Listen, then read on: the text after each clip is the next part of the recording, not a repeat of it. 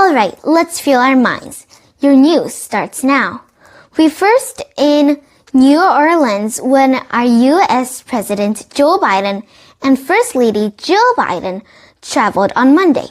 The Bidens visited with some families of the 14 people who were killed last week during the New Year's Day terror attack.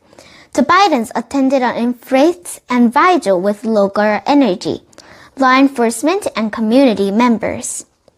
New Orleans and Mayor LaToya Cantrell and Louisiana Governor Jeff Landry also met with the president to discuss security efforts in the city.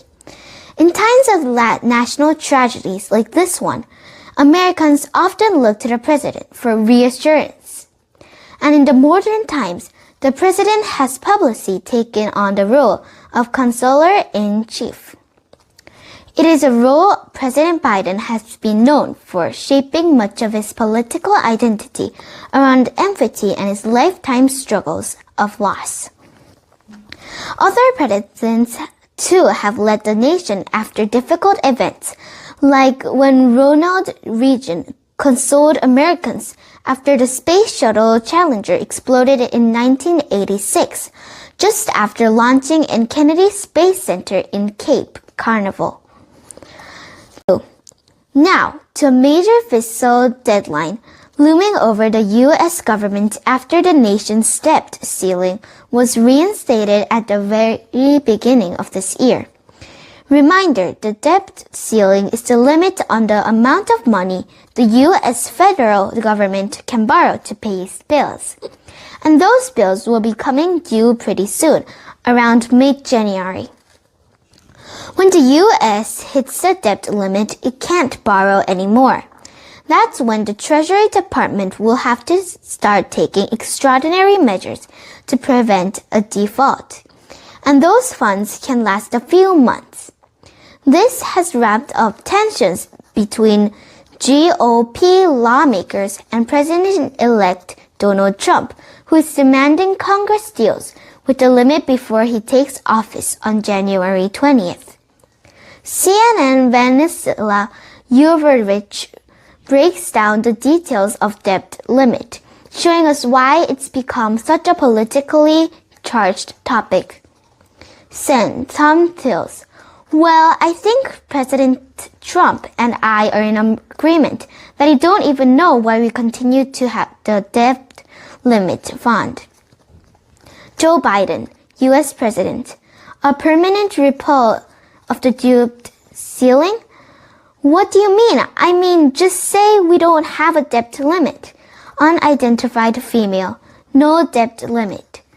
Biden. No, that's irresponsible.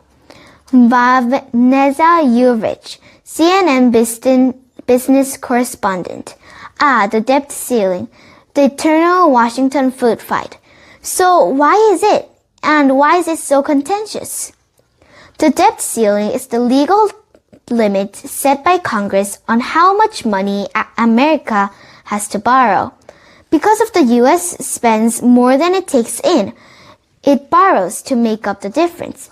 The debt ceiling caps how much. The problem is it's not enough. So every once in a while, Congress needs to raise it. If it doesn't, the Treasury Department won't be able to pay all the country's bills in full and on time. Now, the Treasury does have a little wiggle room before it gets to that point, what it calls extraordinary, meaning to move money around. That's when fireworks usually breaks out. Rep. Mike Johnson, Speaker of the House. I want you to remember that it was just last spring that the same Democrats berated Republicans and said that it was irresponsible to hold debt limit, the debt ceiling hasher. What changed? Sen.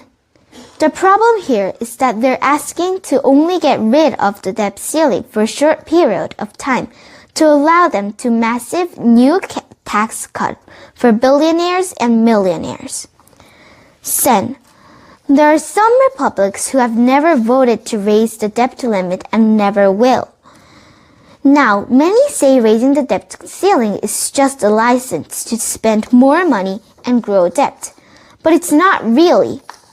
The debt ceiling just lets Treasury pay the bills America always owns. Rep.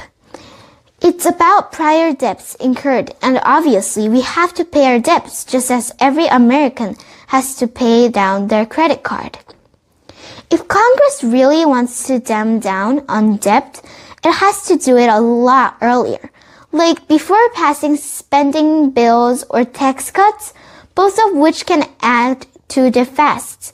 Failing to raise the debt ceiling won't keep a lid on debt.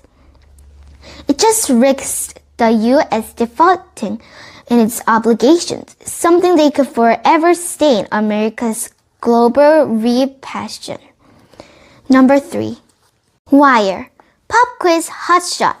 Edaphology is the study of one natural material and how it affects plants, other organisms, and its use by people for agriculture needs. Water, soil, rocks, or sunlight. If you said soil, yes, sir. The scientists who study soil health from growing plants are called edaphologists. Now, to laser shooting robots. Have you heard about AI technology that just might become a game changer for farmers as they look to tackle one of their biggest problems? Weeds? With farms looking to replace toxic inheritance with sustainable practices, one company has developed a Star Wars-like machine that zaps weeds like lasers, like an Imperial stormtrooper. They say it's eco-friendly. But with laser blasters costing upwards of $1 million, how many already struggling farmers could actually use this first to help them turn a profit? Take a look. Unidentified female. Meet Steve Gill. He owns onions in California, and one of the worst enemies on his farm are weeds. Gill. They're sucking up the same fertilizer that onions are using. And if they get out of control, sometimes if it does happen, you can lose a field to weeds. Unidentified female. And the days of spraying herbicides as a form of weed control could be numbered. Paul Mikesell. Weeds are adopting in the long run. If you get a bunch of weeds that you can't even spray because they become resistant to the chemical tools that we have available. Unidentified female. Enter the laser weeder, designed by the company Carbon Robotics. The company says the laser weeder can kill up to 20,000 weeds per hour. It does it in an automated and chemical-free way by zapping the weeds with photon lasers equipped by tracking cameras. Mikesell. What we're doing is finding and targeting the thing called MRSAM. What happens is it's ripped apart the cells walls of the plant starting in Menton.